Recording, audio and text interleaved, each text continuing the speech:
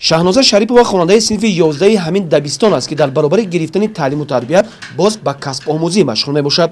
باید خاطر کرد که در این محفل کسب آموزی که تشکیل کرده شده است، طالب علمان هنرهای مردمی را از خود نمودند و امروز میتوانند آزادانه فعالیت نمایند و همزمان این هنری از خود نموده را به دیگران آموزانند. باز در برابر تحصیل کردنم به دوزندگی مشغولم، یعنی بالشچه از جمله هنرهای مردمی خود را می‌آموزم. سال هنرهای مردمی و رشد سیاحی اعلان نمودند و ما جوانان باید کوشیم که در آینده با بهای خوب و اعلی خوانده به دانشگاه‌های عالی داخل شده برای وطنمان خدمت نماییم. همراه شاهنازه شریپова باز چندین خوانندگان این مؤسسه همروزه به دوزندگی و زردوزی مشغول میباشند. در اینجا یعنی به گلدوزی جاینمازدوزی مشغول هستیم. ما جوانان بر آن عقیده ایم که این سال را سال 2018 را سال رشد سیاحی و هنرهای مردمی اعلان کردن. ما کوشش میکنیم که هنرهای مردمی خود را از نو احیا کرده و دوام دهیم.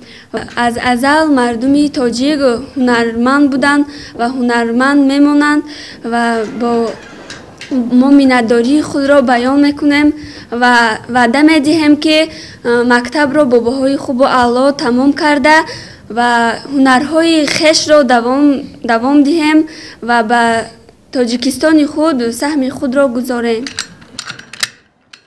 اعلان کردن سال 2018 همچون سال رشد سیاحی و هنرهای مردمی اگر از یک طرف بر روند تدریجاً بهتر نمودن سطح زندگی اهالی کشور مخصوصاً سطح زندگی هنرمندان مردمی تاثیر بزرگ رساند، از طرف دیگر در بلند برداشتن افتخار ملی و حس وطنداری اینچنین احساس احترام به هنرهای مردمی نقش موثر میگذارد.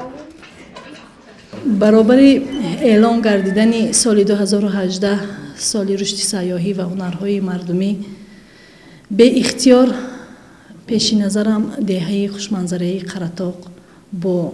منظره های دلفریبش و هنرهای چیره دستش پیش نظرم اومد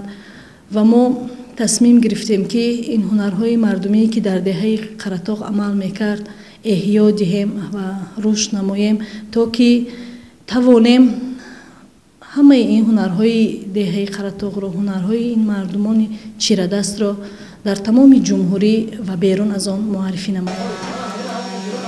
اعلان شدن سال 2018 سال رشد سیاحی و هنرهای مردمی در حیات ساکنان این گوشه کشور سال خاطرمان ماندن فراموش نخواهد گشت، چون که در توبه مؤسسه تاسیسات میانه عمومی رقم 12 دهه قرطاق باز هنرهای مردمی مثال کلالگری و پیکرسازی، رسامی و نقاشی، دوزندگی و زردوزی، زرگری و آهنگری، دوریدگری و نساجی تشکیل کرده شده است که همه روزه طالب علمان و ساکنان هنر می‌آموزند.